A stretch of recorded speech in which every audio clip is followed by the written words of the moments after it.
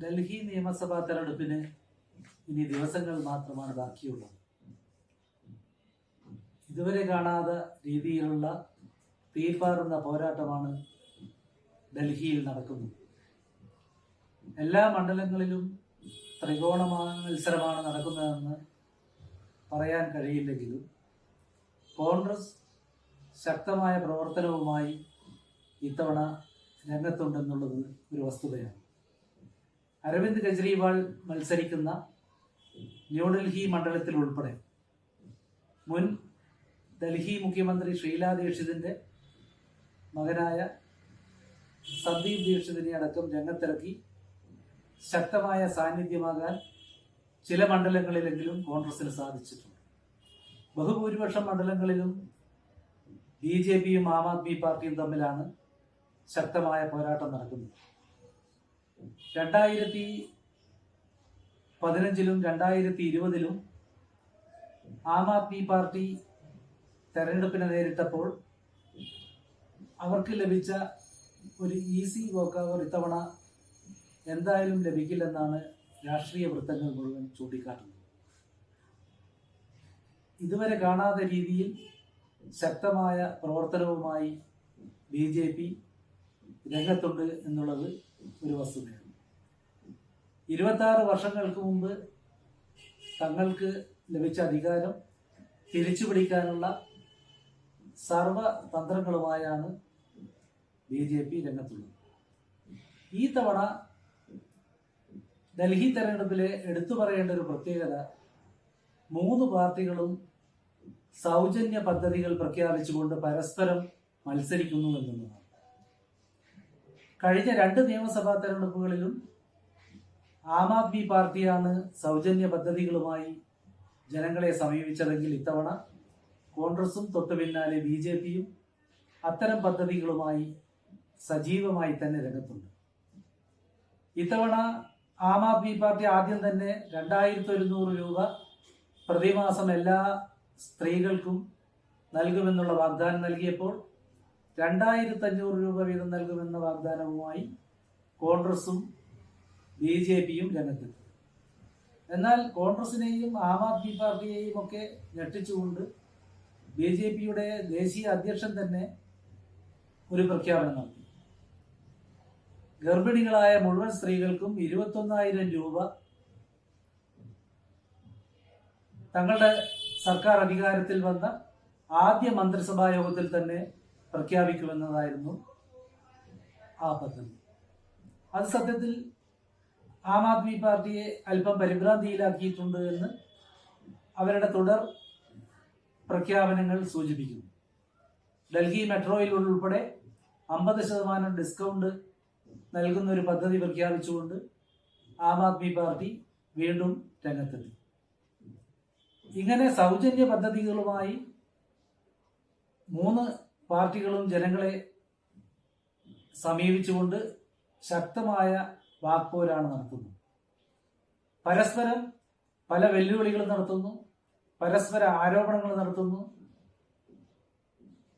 കെജ്രിവാളിനെ വധിക്കാൻ തന്നെ പദ്ധതി തയ്യാറാക്കി BJP മുന്നോട്ട് പോവുകയാണെന്നുള്ള ആരോപണം നിലവിലുള്ള മുഖ്യമന്ത്രി അതിഷി നടത്തുന്നു. അത്തരത്തിൽ ശക്തമായ വാക്പോര് നടത്തിക്കൊണ്ട് ഈ പാർട്ടികൾ മുന്നോട്ട് പോകുമ്പോൾ എടുത്തു പറയേണ്ട മറ്റൊരു വസ്തുത RSSന്റെ ശക്തമായ ഇടപെടലാണ്. ഉത്തരേന്ത്യൻ മാധ്യമങ്ങളെല്ലാം RSS ഡൽഹി തെരഞ്ഞെടുപ്പിൽ എടുത്തിരിക്കുന്ന റോളിനെ കുറിച്ച് വളരെ സജീവമായ ചർച്ചകൾ നടത്തിക്കൊണ്ടിരിക്കുന്നു. ഡൽഹിയിൽ 50,000 കുടുംബയോഗങ്ങൾ നടത്താനാണ് RSS പദ്ധതിയിട്ടിരിക്കുന്നതെന്ന് പ്രമുഖ മാധ്യമങ്ങൾ റിപ്പോർട്ട് ചെയ്യുന്നു. അതോടൊപ്പം ഡൽഹിയിലെ വിവിധ ക്ലസ്റ്ററുകളിൽ, ചേരി പ്രദേശങ്ങളിൽ, അനധികൃത കോളനികളിൽ, തട്ടുകച്ചവടക്കാരുടെ ഇടയിൽ, ഓട്ടോറിക്ഷക്കാരുടെ ഇടയിൽ, പ്രൊഫഷണലുകളുടെ ഇടയിൽ, വിദ്യാർത്ഥികളുടെ ഇടയിൽ ഒക്കെ തന്നെ വിവിധ ആളുകൾക്ക് ചുമതല നൽകി അവരുടെ ഇടയിലൊക്കെ രാജ്യ തലസ്ഥാനത്തെ സംസ്ഥാന നിയമസഭാ തെരഞ്ഞെടുപ്പിൽ ദേശീയ ശക്തി അധികാരത്തിൽ വരേണ്ടതിൻ്റെ പ്രാധാന്യം ബോധ്യപ്പെടുത്താൻ RSS കേഡറുകൾ സജീവമായി രംഗത്തുണ്ടെന്നാണ് മാധ്യമങ്ങൾ ചൂണ്ടിക്കാട്ടുന്നത്. ഇത്തരത്തിൽ RSSന്റെ പ്രവർത്തനം BJPക്ക് മഹാരാഷ്ട്രയിലെയും ഹരിയാനയിലെയും പോലെ വലിയ ഒരു പ്രചോദനവും ഉണർവും നൽകുന്നുവെന്ന് ഉള്ളതൊരു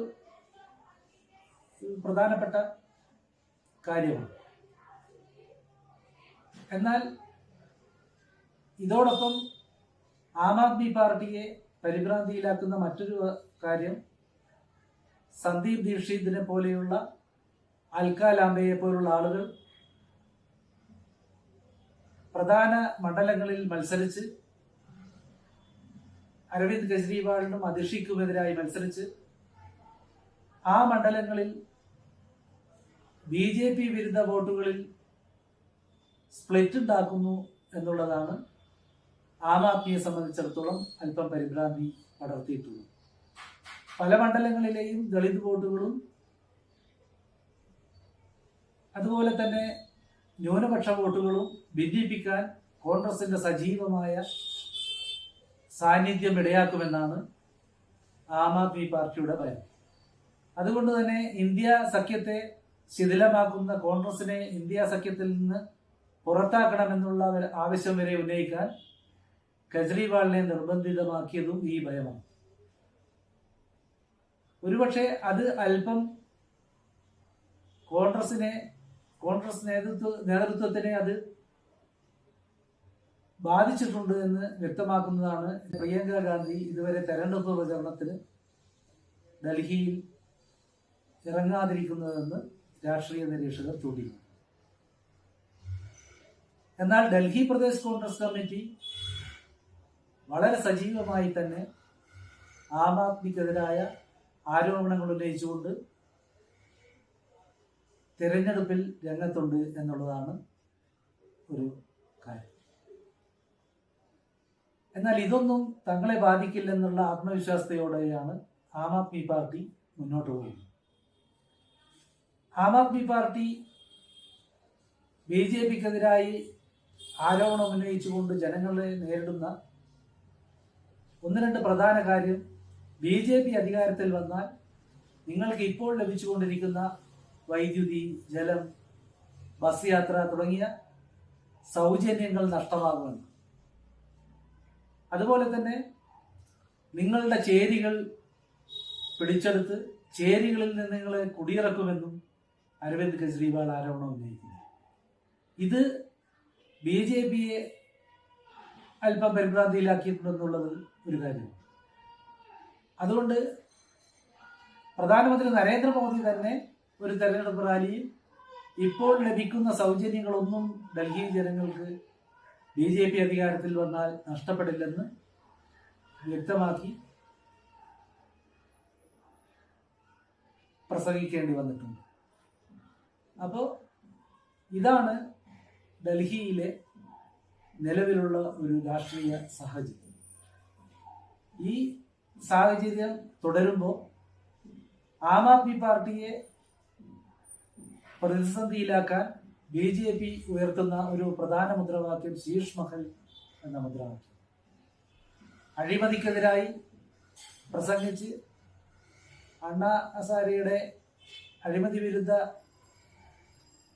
യജ്ഞത്തിൽ പങ്കാളിയായി രംഗത്തെത്തിയ അരവിന്ദ് കെജ്രിവാളും അദ്ദേഹത്തിന്റെ പാർട്ടിയും അഴിമതിയിൽ മുങ്ങിക്കുളിച്ചിരിക്കുന്നുവെന്ന് ഡൽഹി മദ്യ നയ അഴിമതി കേസ് ഉൾപ്പെടെ ചൂണ്ടിക്കാട്ടി ഈ കേസിൽ മുഖ്യമന്ത്രിയും ഉപമുഖ്യമന്ത്രിയും അടക്കം ജയിലിൽ കിടന്നത് ചൂണ്ടിക്കാട്ടി BJP പ്രചരണം നടത്തുമ്പോൾ അതോടൊപ്പം ഡൽഹിയിലെ ജനങ്ങളുടെ മനസ്സിലേക്ക്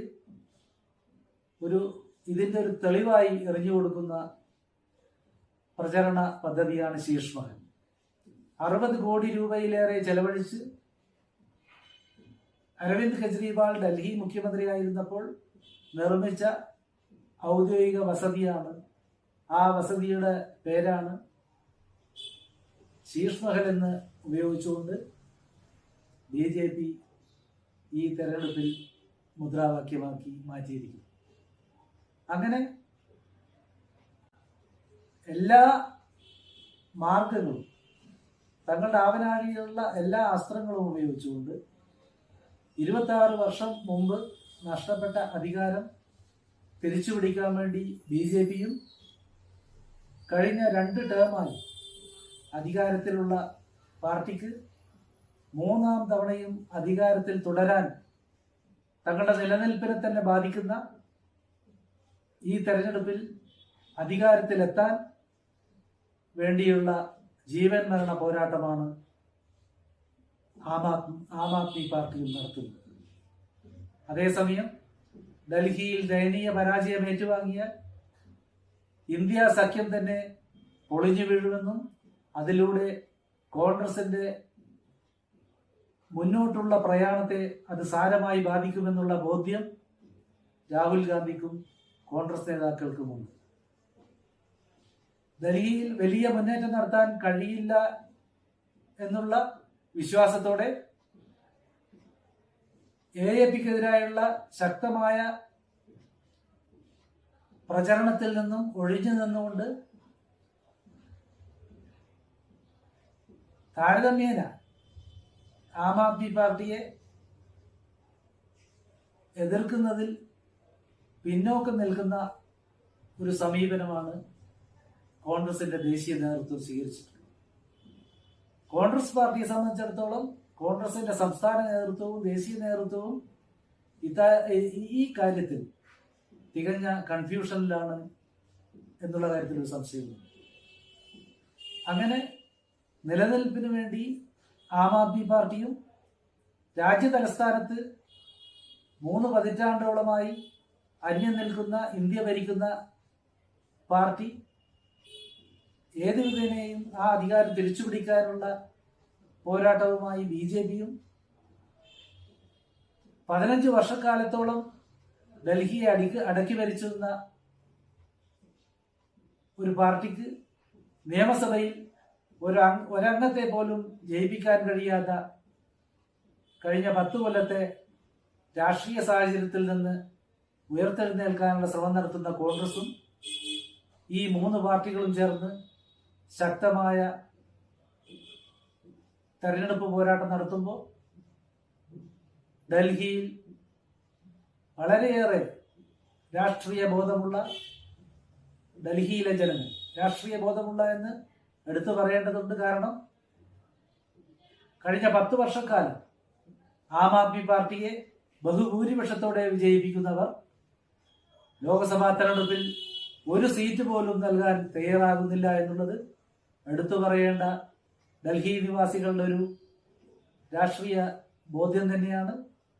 അവർ ഈ തെരഞ്ഞെടുപ്പിൽ ആം ആദ്മിയെ തന്നെ വീണ്ടും പിന്തുണയ്ക്കുമോ, ഡൽഹിയിൽ രാജ്യത്തിന്റെ അധികാരം ഏൽപ്പിച്ചിട്ടുള്ള അതേ ശക്തിക്ക് ഡൽഹിയെയും തിരിച്ചേൽപ്പിക്കുമോ എന്ന് കണ്ടറിയാൻ ഇനി ദിവസങ്ങൾ മാത്രം മതി. അത് നമുക്ക് കാത്തിരുന്ന് കാണാം.